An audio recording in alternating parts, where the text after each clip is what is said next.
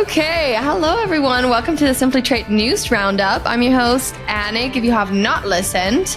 And, there's lots happening in the news right now. Not really trade related. We're waiting on a lot of updates. This one, I know we have a Canada segment, but, we haven't talked about CARM. And last time I got to talk about CARM with someone really special who I will mention right now.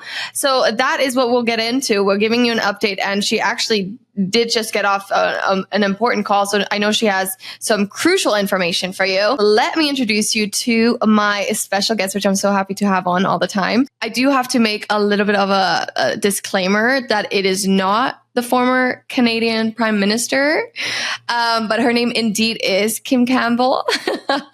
I'm sure you guys have heard of her. Welcome to the studio, we're virtual, but welcome to the podcast. How are you, Kim? I'm amazing and so great to be back with you, especially talking about one of my favorite topics, CARM.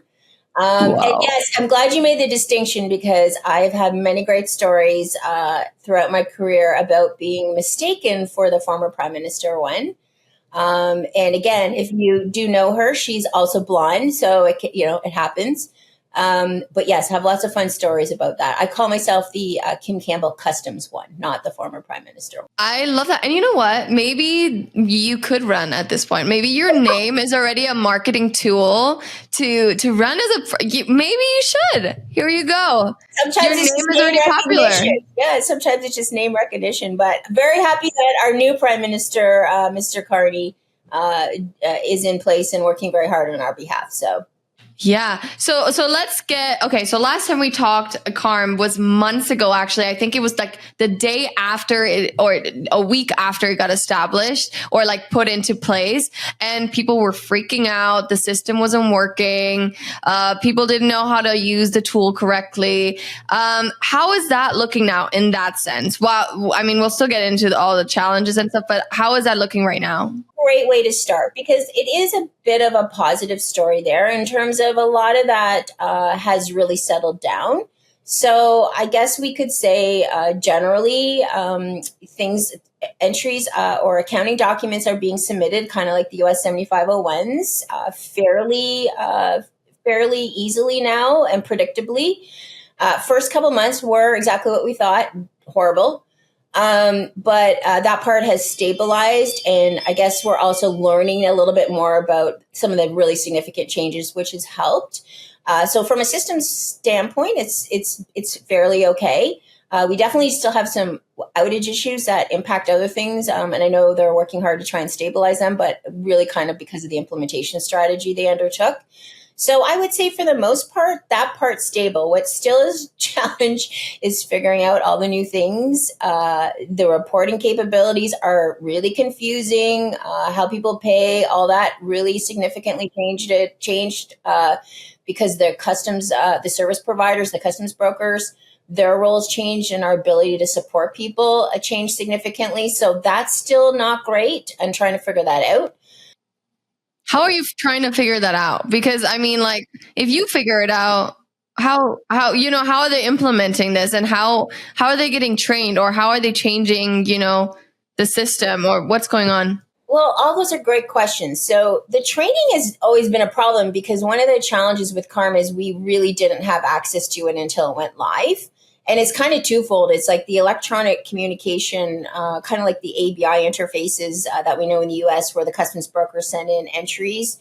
That completely changed. But then there was the layering on of what is called the CARM client portal, kind of like the ACE portal. But the big difference in Canada was it's kind of a mandatory thing. You absolutely have to be in the portal. It's really a condition of entry now. And so that is completely problematic still.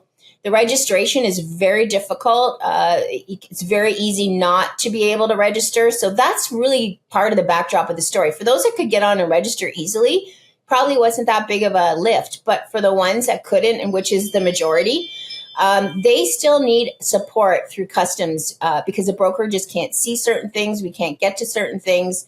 And customs position right now is the importer has to deal with certain things.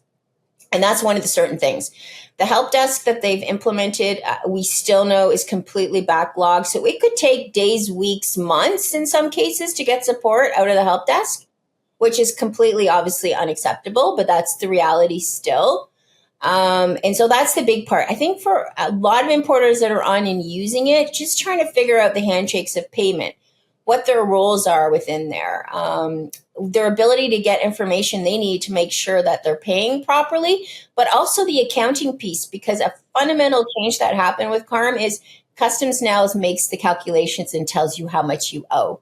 And that data resides in the Customs client, the CARM client portal, and it's not easy to extract. So that's kind of for those that have been on it, that's still the big piece for them. They're having troubles figuring that out. And then is there a question like, is it accurate or is the right information there? Is that a problem? Or do you think? Well, still a problem.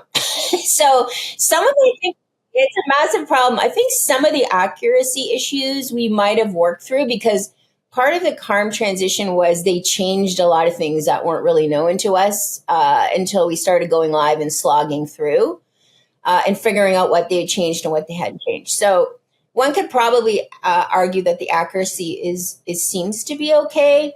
It was the application of the data and how they then made their calculations was a big lift and was some problems. But having said that, if you need to make corrections, if you need to make adjustments, like what in the US you call post-summary corrections, or if you need to appeal, these pieces of the portal are still not clear and maybe working effectively as we had hoped. And so some of those pieces are still really problematic. And that's a big deal right now, especially when maybe we were charged incorrectly because we didn't know initially. But also even with surtax now, like there surtax and retaliatory tariffs on the US side, like you get like what's going on there, and you might have maybe had paid more money than you should have because the tariff classification suddenly became really important because now tariffs apply. So now if you made a mistake or you're trying to get money back, the refund process is not easy. It's not easy at all. Wow. Okay. So that's a whole nother layer. Like the whole issue is within Canada anyways, but then we add the US layer of tariffs. And yeah, how does the program even react to those changes? Because I know sometimes the changes can be made pretty abruptly, right? It's from one day to the next. Obviously the system will not be right. So here's probably a good part of CARM. So what was fundamentally different again is now the system is making the calculations. So when the surtax retaliatory efforts came into on the Canadian side, a lot of that's built into the CARM portal. So it's actually making the calculations. So yeah, so it's a little bit different than the US side. But again, on the US side, there was much more complexity. There's a lot of EOs that are stacked on one HS classification. We don't really have that same lift here right now. So what can people expect? So if they're using CARM or businesses using CARM, what can they expect as in, if they do have issues or if they need to appeal or if they're not getting the right calculations or whatever, what can they do? Or do they just have to wait it out? Is it like a patience game? And then what if they're paying the wrong amounts like that? You could get in trouble later and pay millions of dollars, but it really is the whole system. Yeah, I would say twofold. One is obviously connect with your customs broker. We know that most importers are still using customs brokers for obvious reasons. They are the trade professionals. They do have the efficiencies of knowing how to deal with the borders. So that would be the first thing, is to work with your customs broker and just establish about why is that happening. Importers, again, could do a lot of some of that refund work or appeal work within the portal themselves. But again, if you want it to be done efficiently and properly, I would still suggest you deal with a customs broker or a trade compliance person, just because if you don't put it in right, you're going to get it rejected anyways, or you're going to have your claim rejected, which we're hearing about. People are just going into the portal because you can do these things, but if you're not used to them and you don't know the lingo and the terminology, importers are just requesting appeals without, the proper submission, because there is always a framework around that, and a lot of things are getting rejected. So that would be a suggestion as well. The other big thing is there is still the help desk at customs. So if there is still problem, you can lodge a ticket. You probably won't hear back for many weeks, but that is definitely also an avenue to get clarification. Yeah. So, and then, okay, let's talk about the Canada and US relationship right now. I know you get on a lot of calls and what with the US embassy. How are they coming into play, and what are you hearing, in terms of like US and Canada relationships and border and what's going on there? Is there any updates? Well, I feel like from a Canadian perspective, we are very hopeful and we're seeing positive signs that there is some good things being discussed between obviously President Trump and our Prime Minister Carney. We were very happy to see President Trump come to the G7 this week. And that was a very positive sign. And I know that there seemed to be a really good meeting between our two heads of state plus a lot of the key folks. So we look forward to hopefully having an agreement. I think they've put down the target date for something by July 21st. So that's very positive. And obviously, we hope to continue that conversation, see that come to fruition. That would be a benefit to both of our countries. I think from the perspective of the folks that might be within USTR and other things, I'm very thankful for their ear. They certainly want to learn about what is happening at the border, especially around the CARM file.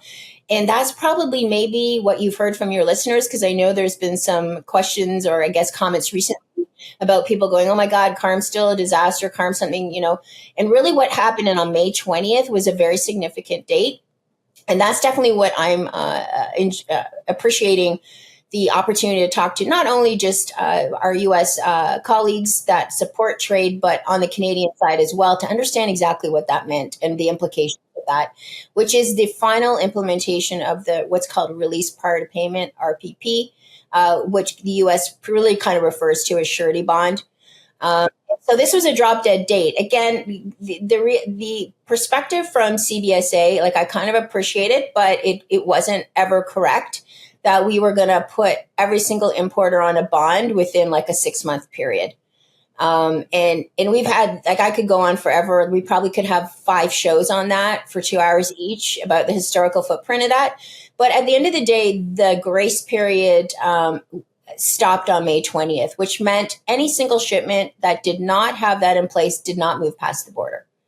So there was probably a lot of shipments that did not. Yes. So 2 things have happened. Some didn't make it to the border. And, I don't even think we really know exactly. And some of us in industry are actually trying to quantify that right now for folks. So in other words, you look at our large courier industry, like they didn't even move packages up because they wanted to make sure things were in place. So they're stacked up in the U.S. because they haven't even got out of the U.S. Then we have a couple other things. Trucks maybe tried to cross the border, and because one of the shipments didn't meet the requirement, like they just turned around and went back because they're not going to sit there. So like that's kind of an unquantifiable amount. What is quantifiable, though, we do know for many shipments, and especially couriers have been great to lean in and share their experiences. It has moved back across the border into inbound warehouse facilities. Now those inbound warehouse facilities are pretty much max capacity. There's no more room for shipments because they can't get the RPP to then affect the release. So that's really what kind of we're pushing on right now is like what's happening right now is not sustainable because the warehouses are full. Shipments are now being sent back to the United States, so they couldn't clear, and or they're now going to be turned over to the government of Canada, which we call the Crown. And the importer obviously will not have the benefit of the goods. Most of these are affecting small, medium enterprises, which is horrible to think that not only are they going to lose their sale and their revenue, like all those ramifications. And so this is what I've been working on with many industry colleagues the last couple of weeks, just to try and push forward. Like we are in a big crisis here and we need to change some things. This was a month ago. So how has it evolved in a month? Like, because if I'm thinking that these shipments maybe are still not across the border or... Yeah, no, it becomes cumulative, right? Because you just keep like first day you might get 100, then it's another 1,000. Then oh my God. Yeah. So this is where, because we're now moving up to, I'm losing, this topic's so fun. I'm losing track of the days. So, okay, a month. We're a month into it. And so it just becomes a cumulative effort. So that's why for a lot of these warehouses, they can't accept any more shipments. They're full. So they're either going to have to start sending stuff back or not accepting shipments coming up. Like there's a whole bunch of really difficult things going on behind the scenes within these companies to try and figure out how to manage this issue. So what is the solution you're proposing? Like, how do you solve this problem? Because it seems like, I mean, first of all, these businesses are stuck, but what are they supposed to do? What are they supposed to do now if they're stuck and they have stuff in their warehouse and they can't get it across the border? What are they supposed to do? And what are people supposed to do that want to go through the process? Like that haven't even, they're not set up, but how do they get there? Or do they even bother? What? That's why at this point, a lot of them are not going to bother. Or they're going to try and figure it out. They'll have to. But again, this is where it becomes like, if it's so difficult to ship to Canada, then eventually you're just going to stop, right? Not going to ship. Yeah. So, but even now, to answer your question, like depending on where they were in the get ready state for CARM, they might have to register on the portal first. They might have to get their release prior to payment bond. This is all new things for people. They don't even know what those words mean. They have to deal with a whole industry sector called the surety. I know they're working super hard, but let's just face it. There is tens of thousands of, almost hundreds of thousands of new importers that never had surety bonds. They only have their own capacity and they have their own capacity restraints. Why was this put into place anyways? The philosophy, the U.S. has it as well. The same concept applies on the U.S. side. Really, it's as simple as to say, if you want your goods released at the border, you have to put down this surety or some kind of collateral to say you will pay.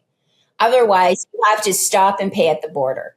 So this is the other piece of the story. Canada Customs has always been very, I want to say flippant. I'm thinking of a better word. Let's just say flippant. That you have to do what's called a C-type. Well, a C-type is silly. C-type were put in 40 years ago, and it's all manual. So if you don't have this in place and you want your goods to clear, you have to create a manual piece of paper, like through the CARM client portal, create basically a 7501. We call it a CAD now. Then you have to get in your car or have somebody go in their car to the port of entry. The way it works in Canada, like in the US, most people do not live at the border. They just don't. So they potentially, or if they're in, the thing came into Toronto because of the way supply chain works, like there's different hubs and networks. There's no way they're going to get on a plane and fly from Vancouver to Ontario to get their goods cleared. Like that's basically what is being suggested here. And then they would have to go do the release process and the accounting and make the payment all at the border before the goods can be released. This is considered the contingency plan, which is just not tenable. They'll just that's why people are going to abandon packages, because there's no way they're going to do it. So what's the future looking like? Like, I mean, I know you're talking to a lot of people, you're seeing what the solutions are, but what is the solution proposed? Yeah. So what ended up happening, a smaller coalition has continued the work around the CARM file, and we have been working with our elected officials, including there is a parliamentary committee that has been very, very helpful around even CARM implementation. And they actually took up the topic again this week. So there is a motion down, which was across party lines, to take a look at RPP and try and solve the problem. So we very much appreciate their support and efforts there. The only problem is they're now going to be on summer vacation, so that won't be addressed until September again. But it usually does help the discussion in terms of we have something to work on, hopefully over the summer. So we're prepared when parliamentary committee resumes, and we have a good story to tell. So in that letter, we kind of had some recommendations, but I think the one we're pushing for immediately now is because it's becoming so problematic. And as we just talked about, like each day there's a bunch more coming. It's not. I was going to say, yeah. So what would be the smartest thing for us to do right now is to extend the grace period. So CARM go in October. We had a grace period from October to May 20th.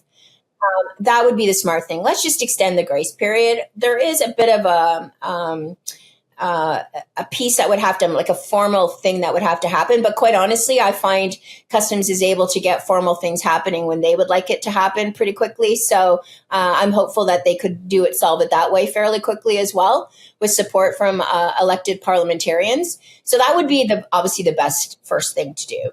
Then there's a bunch of other things underneath that. Like, let's go back to some of the older measures. Is there a way to responsibly help smaller businesses? Specifically, could customs brokers clear them like they have been all along?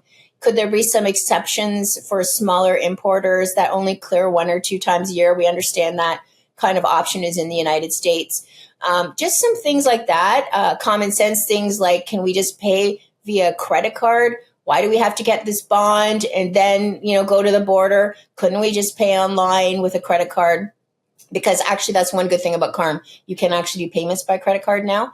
But it's just the way they chunked it up that they don't allow that to happen in the way that would be logical. So those are kind of some of the high level things that we're really pushing for and feel would be very useful. Yeah. And this is just a very small, I don't even know if this is a valid question towards this. And we can take it out, Mara, if this doesn't make sense. So if you're like, let's just say I sell clothes, I make clothes and I sell them, right? And I'm not really shipping, like I don't have big shipments. I'm just selling them to people in America. Like I make them handmade and I sell them. It's probably like what, 200 a year. Is that like affected in that sense? No, right? Well, not if it's moving domestically within the US, but if you're going to ship them to Canada, yes, they would have whoever is going to buy them or whoever is the importer of record. You could be, if you were the company that was shipping the clothes, you could be a non-resident importer, but you would have to then do all the things we just discussed. Or the flip side of that is if your customer, and it really depends. There's a difference between what we call casual here, which is very confusing. And this is the scenario as Kim, I'm here at home. I'm buying these clothes online as just me, myself.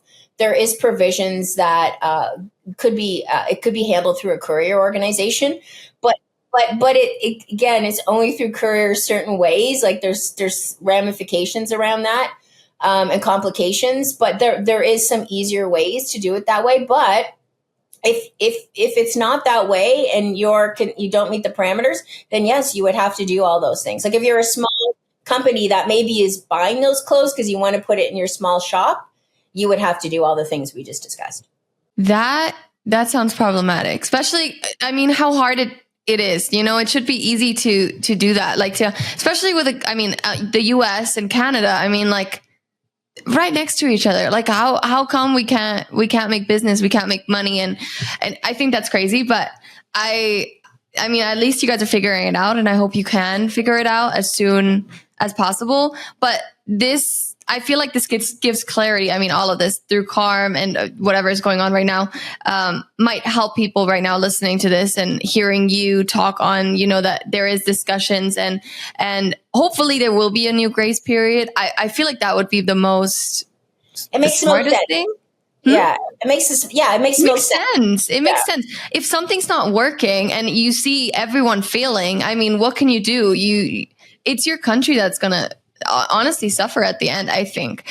But I think we touched on everything that I kind of wanted to go over. I mean, we're still waiting on what's happening with the tariffs, right? And that's a whole different layer we have there. We didn't really talk about that, but it's because there's nothing to really talk about because the tariffs that have been in place for a while. Yeah, well, yeah, that's a good point. Maybe we should just raise, there was an announcement yesterday from our prime minister that maybe on July 21st, things will be added from a Canadian perspective. Yeah. So that was kind of the deadline on the July 21st. That was kind of the deadline that they've also, President Trump and PM Carney are aiming to have an agreement in place. But he did kind of lay out a bit of a framework that if those talks don't materialize the way we can figure out it together, that we'd be moving to do some retaliation around the steel and aluminum piece. And in addition to that, we're also looking to try and stop some of the diversion of steel and aluminum that have been coming in because of the tariffs in the United States. Yeah, that sounds like a little like the European response, I feel like, because they've been holding off, and they're kind of like, oh, we're not going to take those 10%. Because I mean, it's good for for countries to speak up. And I did talk to someone from Europe recently, and it's funny because they're like, "Oh, the Canadian and European relationship is pretty good. You know, we have a, you know, it's working." And I'm like, that's so weird. Like, how is Europe okay with Canada, but like the United States is right next to Canada, which is so easy. I mean, you could make so much money on both sides, and it's so hard. And hopefully, we will work out the issues that have been identified. And I know that we're certainly willing and wanting to do that. Yeah, as long, for our own benefit, not obviously at the detriment of Canada. So that, and I'm encouraged. The last few things I've seen, it seems like Prime Minister Carney and team are on the right path. So hopefully we will get there. I am hopeful. How is it? Let me ask you: Are you guys still avoiding like American products or?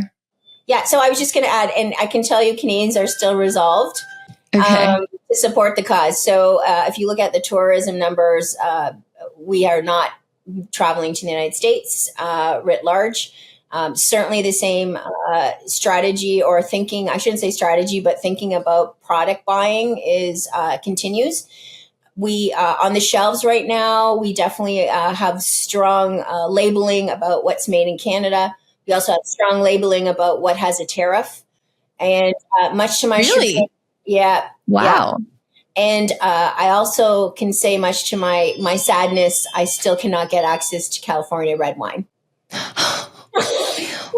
Why don't you just get European red wine? It's better anyways. Well, I can tell you right now, Canadians, and that's what's the sad part for me, is the longer this goes, the more people are moving to other options. So to your point, we don't have American alcohol not only available in our stores, but in our restaurants. So we're all finding out, you are right, there's a lot of good wine in different regions of the world. Yeah. Which is a sad part, because even if we figure it out and it comes back, like people have already diversified, right? So we're hoping that Canada and America will unite in the sense of, trade will become easier and things move smoothly across the borders. I think that's best for everyone. And honestly, I'm so grateful for all the input you gave me, because I know our listeners will truly appreciate that. And once CARM is all set, and you can maybe give us a tutorial here on the podcast. I would love to. That'd be great. If people have something they want to have that, please let Anique know, and we can certainly do that. And I can bring some of my industry colleagues into that. I think that would be a great way. I mean, once everything is fully we're good to go, everything is solid, we'll get there. So maybe in a few months, hopefully. So it's Friday. So it's Friday for us, but you're probably hearing this on Monday. But I hope you have a great weekend, Kim, and I hope everyone here listening has a great week. It's going to be a rainy week for us, which is kind of exciting because it's been like 105. So. No, we complain. We're going to be like 90 this weekend. Now, we're not complaining about that, but that's hot for us. That is hot. Yeah, it is hot. So anyways, I hope you guys have a beautiful week or weekend, both. And we will see you next week back. And I think I will be talking to a broker. So we'll see about that. Anyways, have a great week. And yeah, thank you, Kim, so much for coming on. So great to see you again. Thank you very much for joining us. Simply Trade is brought to you by the generous contributions of Global Training Center. You can follow the show and GTC on LinkedIn or Twitter and other social networks. Make sure you check out the show notes in the description for a full rundown of today's show with all the important links. Also, make sure that you share this with a friend and subscribe on your favorite streaming platform. We really like hearing from you. If you enjoyed the show, make sure to rate and review wherever you listen to this podcast. If you or someone you know would like to be a guest in the show or would like to sponsor Simply Trade or suggest any topic you would like for us to discuss, please contact us via email at simplytrade@globaltrainingcenter.com, or you can DM us on Twitter at simplytradepod. Thank you again for the privilege of your time. Happy trading. Simply Trade is not a law firm or an advisor. The topics and discussions conducted by Simply Trade hosts and guests should not be considered and is not intended to substitute legal advice. You should seek appropriate counsel for your own situations. These conversations and information are directed towards listeners in the United States for informational, educational, and entertainment purposes only and should not be substituted for legal advice. No listener or viewer of this podcast should act or refrain from acting on the basis of information on this podcast without first seeking legal advice from counsel. Information on this podcast may not be up to date depending on the time of publishing and the time of viewership. The content of this posting is provided as is. No representations are made that the content is error-free. The views expressed in or through this podcast are those of the individual speakers, not those of their respective employers or Global Training Center as a whole. All liability with respect to actions taken or not taken based on the contents of this podcast are hereby expressly disclaimed.